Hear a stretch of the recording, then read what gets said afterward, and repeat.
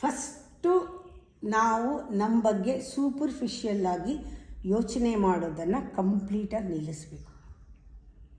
Superficial ಯೋಚನೆ ಅಂದ್ರೇನು?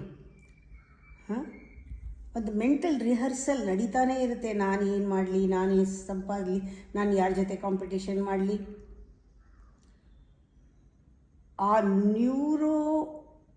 Neurological circuit ನಮ್ಮ ಬ್ರೈನಲ್ಲಿ ಓಡ್ತಾನೇ ಇರುತ್ತೆ. ಅದೇ ನಿಮ್ಮನ್ನು ಒಂದು ಪರ್ಸನಾಲಿಟಿ ಕೊಟ್ಟಿರೋದು. ನಾನು ಹೇಳೋದು ಸೂಪರ್ಫಿಷಿಯಲ್ ಥಿಂಕಿಂಗ್ ನಿಲ್ಲಿಸ್ಬಿಟ್ಟು ನಾನು ಯಾರು, ನನ್ನ ವ್ಯಾಲ್ಯೂಸ್ ಏನು, ನನ್ನ ಜೀವನಕ್ಕೆ ಅರ್ಥ ಏನು, ಈ ಥರದ್ದು ನಿನ್ನ ಒಂದು ಇಂಟೀರಿಯಾರಿಟಿ ಬಗ್ಗೆ ಯೋಚನೆ ಮಾಡಿದ್ರೆ ಅದಕ್ಕೆ ಬೇರೆ ಲ್ಯಾಂಗ್ವೇಜ್ ಇದೆ, ಅದಕ್ಕೆ ಬೇರೆ ಒಂದು ವೈಬ್ರೇಷನ್ ಇದೆ, ಅದಕ್ಕೆ ಬೇರೆ ಒಂದು ಫ್ರೀಕ್ವೆನ್ಸಿ ಇದೆ. ಅದು ಅಟ್ಮಾಸ್ಫಿಯರ್ನಲ್ಲಿ ಆ ಥರ ಜನ ಎಲ್ಲ ನಿನ್ನ ಹತ್ರ ಬರೋಕ್ಕೆ ಶುರು ಮಾಡ್ತಾರೆ. ಅವ್ರು ಅರ್ಥ ಮಾಡ್ಕೊಳ್ತಾರೆ ನಿನ್ನ ಭಾಷೆನ, ನೀವು ಮಾತಾಡ್ದೇನೆ ಅರ್ಥ ಮಾಡ್ಕೊಳ್ತಾರೆ. ಆ ಥರದವ್ರು ಸಿಗ್ತಾ ಹೋಗ್ತಾರೆ. ಇಲ್ಲದೆ ಇದ್ದರೆ ನೀನು ಯಾವಾಗಲೂ ಅಟ್ರ್ಯಾಕ್ಟ್ ಮಾಡೋದು ಬರೀ ಸೂಪರ್ಫಿಷಿಯಲ್ ಆಗಿರೋರನ್ನೇ.